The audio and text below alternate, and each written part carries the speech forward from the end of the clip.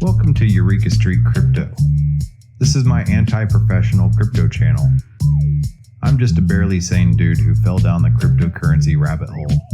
This channel is my fumbling attempt to communicate myself outside my own head about my journey in the crypto space. It is basically my brain dump.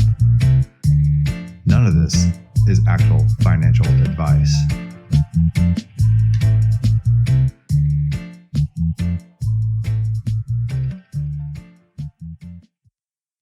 Good morning, everybody. I'm Eureka John. You're at Eureka Street Crypto, broadcasting from Leander, Texas. It's 10:48 in the morning, June 18th, 2022. This is episode number 462 of my morning crypto video blog, I guess, brain dump. I've been doing this since October 24th, 2020. Now I'm back to doing it pretty much, I guess, almost every day. Yeah, this is my message in a bottle. This is my sandbox to try out things on a technical level and to learn how to talk about the crypto space, to learn about the crypto space, to find others and community out there. And to basically just put things out there and see what happens. So anyway, let's take a look at the crypto market. The crypto market is doing absolutely terrible. I tried to do this episode earlier at 6:07 this morning. We had a power glitch and I was in the middle of interviewing Infinite Homie as well. And that file got corrupted. So here I am again. So excuse me if you hear kids running around, everybody's up, the house is up, but I wanted to take another whack at it because this is an important episode today. Bitcoin's at $19,120.13. Ethereum's at $996.54. When I recorded at 6:07 this morning, it was at $1,009. So it's gone below the $1,000 level. Everything is in the toilet. I'm just getting used to it now. Like, how low can you go? This is like crypto limbo, isn't it? Like at what point is the pole going to get knocked off of the supports? I don't know, and at this point, you just kind of have to reevaluate why you're here. I'm here for the whole ideology of it, for financial independence, to be able to circumvent the credit and banking system, to be able to use decentralized finance, to be able to do electronic peer-to-peer cash transactions, digital cash transactions without the use of any type of banking intermediary or credit intermediary, to have digital cash. Because if we don't have digital cash and financial autonomy, we don't have anything. Anyway, it's driven a lot of people into a lot of experimental spaces, and they're called DAOs, decentralized autonomous organizations, which are basically, sometimes they're just like online communities with a pocketbook, a treasury, to where everybody's connected and it's transparent and everybody can see. But ideally, they're supposed to flatten these normal, traditional, hierarchical top-down organizations and make it to where everybody votes and has a say, and to trying to bring some kind of equality. Well, a lot of that is great on paper, but whenever you really start to put it into practice, things, people say, well, nothing can get done if everybody has to vote on every single little issue.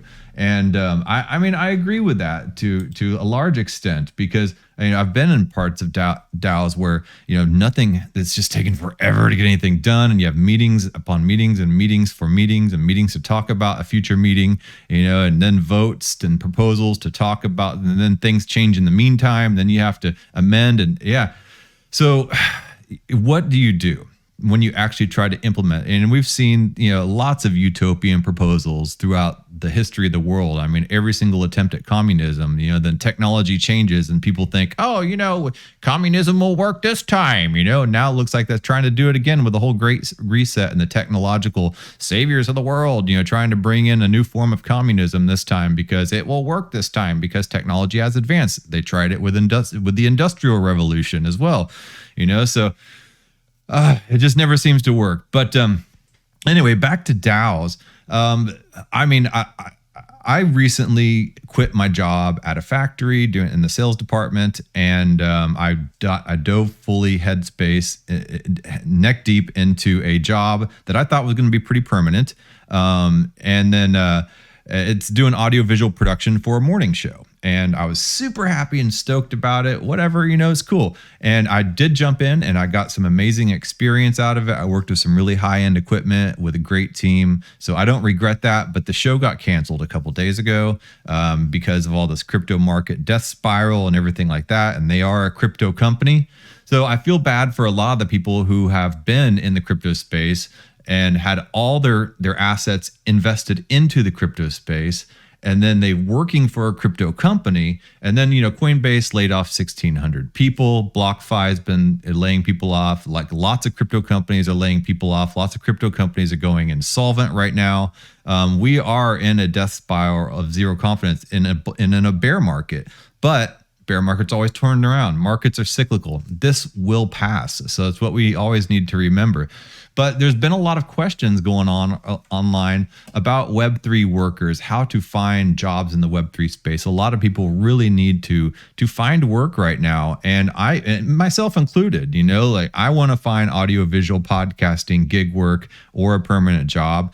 It's what I'm looking for.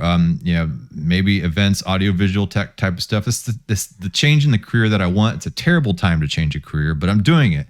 But anyway, some people in my DAO have been posting some stuff on Twitter, and I think they make some really good points. And two of those people are Infinite Homie and Brandon 0x. Brandon 0x. They're both in the BanklessDAO with me. Here's Infinite Homie. She is in the Audiovisual Guild. No, she's in CryptoSapiens with me in the Podcast Hatchery. She handles a lot of the operations side of things, and she really keeps a lot of us creatives organized. And she is really a big proponent for people getting paid in the DAO space.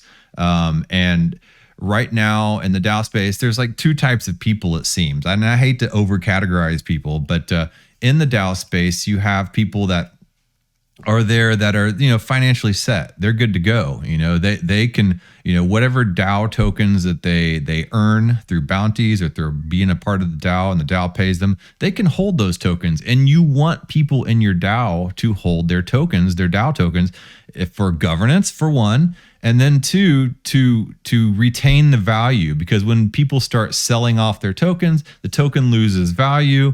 The DAO loses money out of the treasury. And then everybody doesn't do well. But then the other type of person in the DAO is not that financially independent person. They're the person that is squeaking by, trying to make their bills. They love the ideology of the Web3 space. They want to participate, but they don't have the luxury of being able to hold on to their tokens. So what happens whenever, so all this stuff, like I said, all these utopian type of social experiments are great on paper, but what happens when you throw a bunch of people together of all different income levels and cultures and types of people, and when it really comes down to the point where the market, it all goes very, very well when the market is just like doing amazing. But what happens when the market starts tanking? Oh, hold on one second. Okay. But what happens when the market starts tanking and the token for the DAO is not worth jack squat, and people start having to cash it in to make their bills paid? Then it kind of separates out the people in the DAO, the people that can afford, because they're independently wealthy or at least doing well enough to not have to cash out their crypto, and then the people that need to make their bills paid. And then also people just jumping in, trying to build up a reputation in the space and build up a resume. At what point does that just become internship 2.0? So here's Infinite Homie, her Twitter page right here. She posts some really relevant stuff about being paid in the DAO, like working in various test DAOs things, mainly writing. Okay, so let's see here. Let's see. She posts a bunch of stuff about working in the DAOs, and so if you haven't followed her, give her a follow. It's Infinite Homie. At Infinite Homie, and it's a great Twitter name, by the way.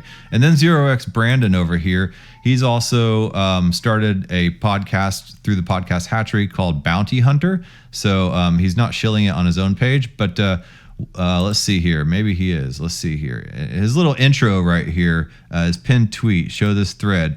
I've quit my job and I've promised to work only for myself when he was 25 years old. Since then, he's hired 500 plus people, built 2 startups, and sold 12 MM plus online. I guess that's 1,200 million. But after a recent failure, I broke my promise by joining a DAO, and I've never been happier. Here's my story. My first job was in telesales. I cold called people in hospitals who didn't want to talk to me. I hated it and I was bad at it. Cold calling sucks. I've been in sales for a long time. I hate cold calling. And nobody wants to be cold called. Nobody wants to cold call. But your boss makes you do it a lot of times. Anyway, I wanted to start my own business, but I didn't know where to start. And still, I started listening to the Tropical MBA podcast. Tropical MBA gave me the confidence and knowledge I needed to work for myself. So in 2013, I built healthy hemp oil to sell CBD. I plan to use content marketing to educate in SEO to drive traffic. No one else was doing this at the time. 3, I chose SEO topics and keywords, hired writers on Upwork, used Travis Jamium's SEO team to boost the content, and we took off like a rocket. Sales literally doubled every month for the first 7 months. Over an 8-year run, we sold 1,200 million, I guess. Sorry, I don't know the MMs in CBD products. 68% through organic traffic, 23% through email marketing, 9% through other sources. It was amazing, but it didn't last forever. In 2018, Healthy Hemp Oil started to lose 95% of its traffic and revenue. Why? Google updates and better competition. Later, I had to lay off our entire team and ended up selling the business for pennies. I felt like a complete failure. But I hadn't even hit rock bottom yet. Number 6, he says, so I built another CBD company, Stello Premium CBD Mints. I tried to avoid previous mistakes by bringing on co-founders, building a custom product. We raised $360,000 plus hired a premium branding agency, Moxie Sozo, then rolled up our sleeves and got to work. Number 7 on the thread. In May 2020, we hosted a virtual launch for friends and family. This generated a few grand in sales. Our hopes were high, but we didn't know it yet, but our problems were just beginning. Unfortunately, the CBD space had become hyper competitive. Yeah, there seems to be one on every corner now in Austin anyway. We tried so many marketing channels, joint ventures, podcast ads, Facebook ads, affiliate marketing, and no success. So 3 years after starting Stello, we ran out of money and had to shut down. So after dissolving Stello, I doubted my ability to work for myself. I also needed to find a way to make money, especially after a few unprofitable years, but I didn't want to go back to a 9-to-5. Then I stumbled across the Bankless HQ podcast, where they explain that DAOs are corporations of the future, decentralized internet communities that build together and share ownership. My jaw hit the floor. So did mine, Brandon. Okay.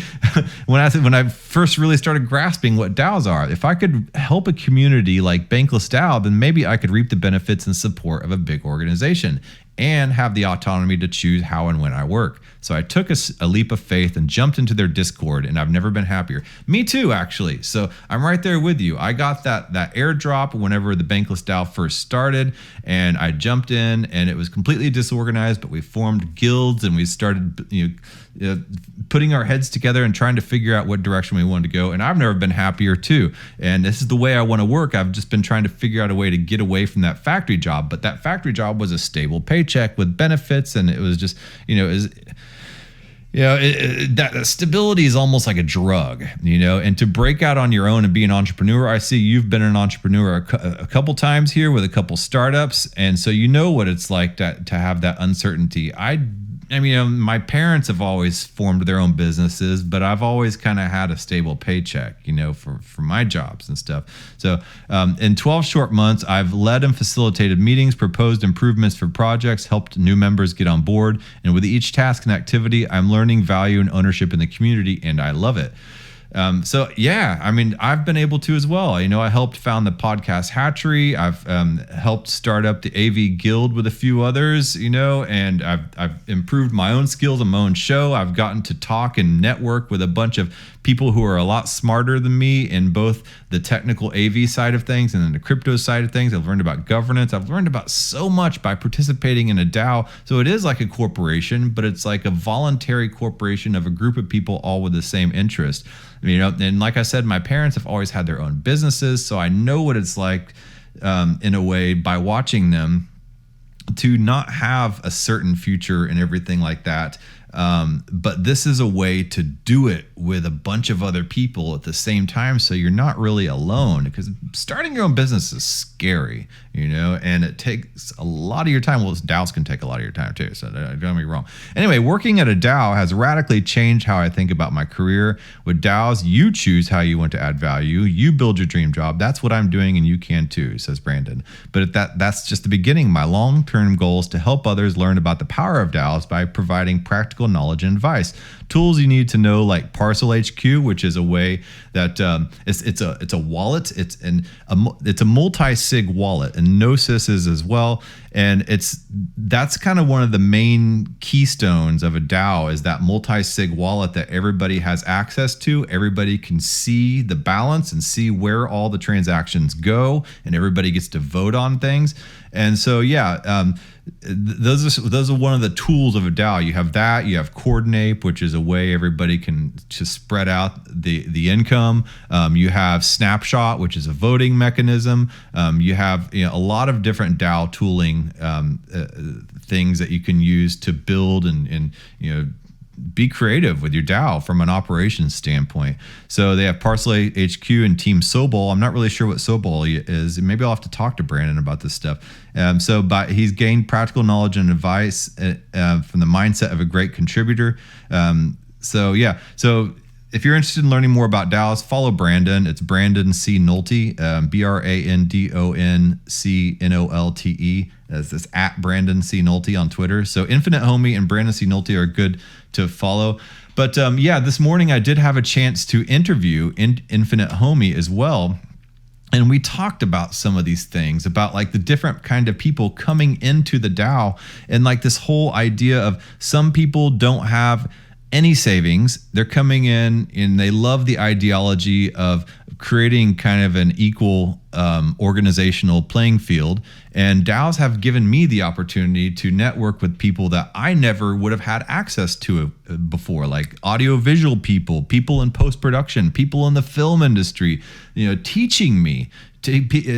I've learned my fledgling audio skills that have gotten me a lot of gig work now in the podcast industry by a guy that I just know as soundman.eth. That's it. That's his name. I don't even know his real name. And he's spent like the entire last year teaching me a bunch of tricks in audio engineering. Now, I still suck at audio engineering compared to a lot of like professional audio engineers, but I'm good enough to get by and to be able to master out some really good podcasts. Now, don't use my show as the judge. I just kind of record and upload. But like as far as like actual, tended to audio productions, yes, I'm getting better and better every single day. And DAOs have given me the opportunity to level the playing field and to be able to have access to these types of people that I never would have had access to before. And therefore, now I feel like I'm beginning to be able to plug into the Web3 space and contribute my talents and my interests, which are audio and visual. Other people, it might be governance. Some people, it might be writing. Some people, it might be legal. Some people, it might be, I don't know, design. There are a lot of ways to get involved in a DAO. Anyway, Infinite Homie, she got involved. She was, working at a financial institution, like at a bank, and she still is. And, she's not full DAO yet, but she's really dove in and taken up in the Podcast Hatchery and in CryptoSapiens, a lot of the operations and organizing people and payments and ways for people to pick up bounties and tasks and how people can know what to do and when to do it. And for a lot of creative types, that's really difficult. And I know for me, all I want to do is I just want to make something and do it my way. But then, if anybody ever tries to follow what I do, God bless them, man, they're going to go into a total cluster. So Infinite Homie is helping all of us organize our thoughts, organize our groups and our meetings and everything like that. And she's using things like Notion, which is a knowledge management system, to do it, and teaching us all how to use it, and dwork.xyz. Anyway, I did have a chance to talk to her for a little bit, so I will play some of this interview, and here's where we talk about some of those things. So I will shut up here and I will put that on. Okay. And so we were right in the middle of a conversation, and Infinite Homie was explaining about what people do versus how people get paid in the DAO space. So if you want to try to pick up that thought at some point to where we were, it was really starting to get good. So I guess let's talk about people working in the DAO space and getting paid and trying to make a living from that. And I'd also like to touch too on people that are in the DAO space that are, doing pretty well for themselves and don't feel like they need to sell the token versus people that are trying to make a living and have to sell the token. That seems to be kind of a controversial topic in a way. So, yeah. So I mean, well, okay. For example, right when I first started, I had a project, and I think bank was like five. I think the bank might have been like 10, 20 cents or something like that. And I was like, "Ooh, look at me go! Look at me go!" I had like I think however much I had in bank tokens. Like I think it was like $500 worth at that point in time. So I have no idea how much I got paid. I don't remember, but I was very happy. I was a happy person, because it was a lot of money. I just kept it there and just looked at it, and I was just all happy, right? Now, when I was working on trying to get to like 35,000 bank to get my level one, so people can look at me and I say, "Oh, she is happy that she has bank tokens," right? So, and then bank, like it had its ups and downs, but it's been going down for the most part, right? So now, I've been looking at it like, okay, well, what was $500 before is now closer to like $50. So I'm like, well, that's not good, but it's still something that's consistent compared to what was going on with current fiat position. So I'm sitting here saying to myself, well, as long as it's consistent, it's cool, right? However, to touch on the topic about people who are getting, who have their level ones, their level twos, things like that, and they're able to have some aside versus other folks who are trying to make a living. Either they don't have a fiat job, or like me, the job got cut like by a third, if you will, but that's another story for another day. Now I think I'm morphing topics, but that's okay. So anyway, Well, now just to kind of elaborate and to get people up to speed, to be a member, a level one member of the Bankless DAO, you have to have 35,000 bank tokens. And for a while there, that was really expensive to attain. I think even up to almost like $3,000 or $5,000 or something like that, just to become a level one member. So you kind of have to earn your way into it by doing bounties and participating in things while you're on a guest pass till you can become a level one member. And you have to hold that 35,000 bank. Well, that's easy for a lot of people who are have other jobs or just independently have money. But there are a lot of people that want to participate in the Web3 space that don't have any money, and they have to pay their bills. And this bank token is highly volatile, as we can see. You said one day is worth 500, the next day it's worth 50. The amount of bank you have in your wallet, and it's. But the people that have the money and say, well, we want to retain the value of the bank, don't sell. Well, that's easy for them to say, because they're not the ones that have to use the bank to pay their bills. Right. And I mean, I'm still a guest pass. I've been around for a long time, and a lot of people are like, oh my God, you're not a level one. No, child, I have to pay bills. That's not saying that some people aren't some people that have the level ones, level twos, they don't have to pay bills, or anything like that, but the circumstance that I am in versus, the circumstance that I am in is different than, the circumstance another person is in. What concerns me about that sometimes is still the controversy behind it, right? Because I've had conversations where I think I was voted in to be a level two, except I'm not a level one. Can't be a level two until I'm a level one, which is fine. I'll get there. But then I've heard people say, well, she probably just doesn't want to be a level one. I said, no. I can't afford it right now. But that's where it ends up being a situation where we should still normalize the fact that people still need to get paid. When we get into the point where things will get better, because they will get better. When things get better, then we can talk about, well, just the reputation of being this level is just good enough, right? When we get to that point, life will be good, right? But we're not there yet. And there are other people that, even when life is good, for some people, there's still other people that are going to be in the situation, in that same situation. We're not going to be in a recession forever. We're not going to be in a bear market forever.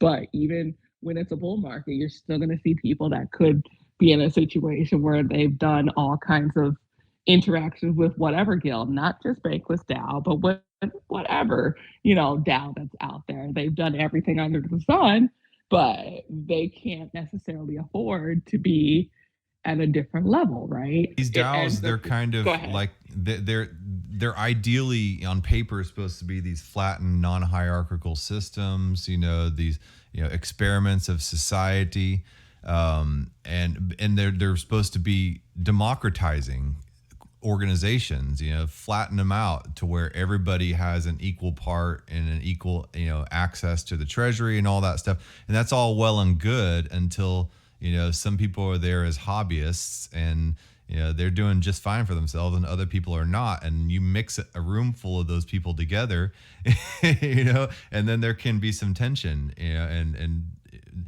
different philosophies on payments and the use of the token, because a lot of people say, well, it should be just a governance token, no value, but there's got to be some kind of value to it. Right. And that's fine, but we're not in a situation where we can all volunteer right now. There's some parts that I'm just doing pure volunteer work. And, I've made it very clear, the project that a side project that I'm doing, I made it clear. It's like, okay, we have no money. So if you guys are interested, hold on a second. If you guys are interested, then hold on just a second. So sorry. That's okay. While you're doing that, I wanted to also point out Brandon 0x had posted something, and what I got out of it is like the new DAO volunteer work can kind of seem like an internship 2.0, like working for free in order to build a reputation. And we just want to make sure that DAO work doesn't turn into that whole, just I'm going to work for free to build up my Web3 reputation space. Right. Exactly. So it's just a matter of, we all have to make these things, make these things more clear, make the communication more clear. And reputation is a great idea, but it scares the dickens out of me because I've seen this happen as far as like the big startup spaces and things like that, where reputation is still, that's a key, that's like a code word for volunteerism, if you will. But we heard it with the startup scene for like equity. I'm like, yeah, you're just volunteering. But I think there's a lot of volunteerism. I like that. Yeah, but that, I mean, and the thing about that is some very good people and people with very good intentions are, talking about this whole idea. And I'm like, I like you, but I don't like this idea at all. So if there is a matter of when things will get better, then yeah, that could be a different idea. But trying to pull out the idea of like reputation and things like that in a bear market where it does look like we're just not trying to pay people, that's going to be okay. And that's going to be a situation where you're going to see a lot of people drop off. And I think there's been a lot of DAOs where people are just dropping off and kind of trying to do their own thing, which is a great idea because it brings out the entrepreneurship, which I think that was what Jairus was talking about, like entrepreneurship. And I think that's a brilliant idea. However, you're going to still end up with a situation where the bigger or the first groups out there are going to fall. And you want everybody to succeed. So it's like we all have to kind of eventually get on the same wavelength, the same idea, same wavelength, which everybody gets concerned that it could be centralization, which that's not necessarily the case. I could probably go, I'm going to start ranting. I apologize. But oh, that's quite all right. We all have to have communication where we all have to have communication where we can all actually be on the same page, and we can all learn, like we can all realize that some of us have to get paid, some of us have to pay bills, and some of us, when you start dealing with situations where people are not being paid on time or in a time that they have expected, then you're going to start having to flail around and make payment arrangements and things, which that, I've had to do that recently, right? And that's really because we're all in a bear market, but that shouldn't necessarily be the case, right? We all need to, this is a time where everybody needs to come together and everybody needs to get on the same page, get on the same wavelength, make sure that, we don't leave people behind. Yeah, those people that you leave behind, if they decide they're going to do something themselves, which will happen in this area, in this particular space, if you leave these people behind for a reputation basis, for, we're trying to be lean, we're trying to be lean, mean machines, and like we're not in a good situation where we can be lean, we got to figure out what we need to do first, right? So if you do that, those people that decide they're going to be left behind because they need to get paid, they need to do things, they need to make a living for themselves, they're not going to be there for you when you ask them for help when we're in the bull market, because you went about it one way and they've gone about it a different way. You know what I mean? The lack of communication will completely throw you under, like you're going to throw yourself under the bus, like when things get better, because they will get better. Yeah, things will get better. And that's what a lot of people forget, or they're not thinking about right now. It's all doom and gloom. And, everybody of all walks of life is here in this DAO because they believe in something. They believe in the democratization of the workspace. They believe in the circumventing of the credit system as we know it and the banking system as we know it. We're all here out of ideology. And it may look great on paper until you actually get in there and are doing it. And then suddenly all these different types of people are mixing and mingling together with these different philosophies. And how does that actually pan out when it comes down to the brass tacks of who's getting paid what and who's holding their tokens and who's not, And yeah, and I think you're asking the right type of questions, and you're talking about the elephant in the room, and that's amazing. And I couldn't appreciate you more for doing that, honestly. So yes.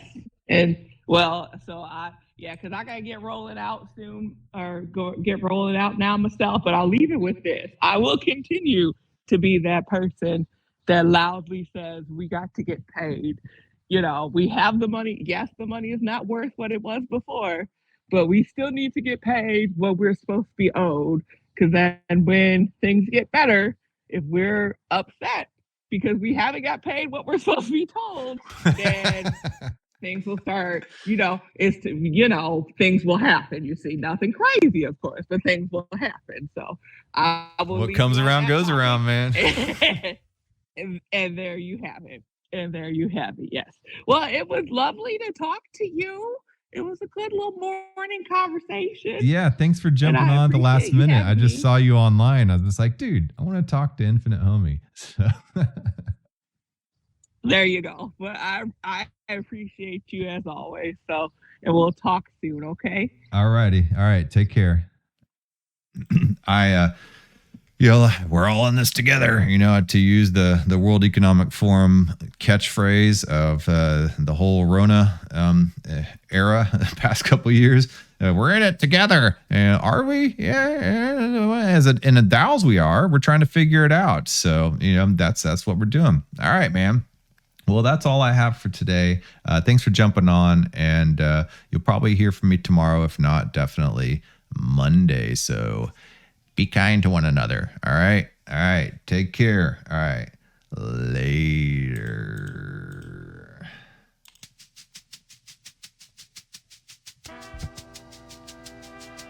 Thank you for making it to the end of this program. If you actually like this content, give a thumbs up. And if you want to hear more, just hit the subscribe button. I'm available on YouTube, Odyssey, and BitChute, and on all the major podcasting platforms in audio version. Spotify specifically. If you would like to follow and leave a review, that would help a lot.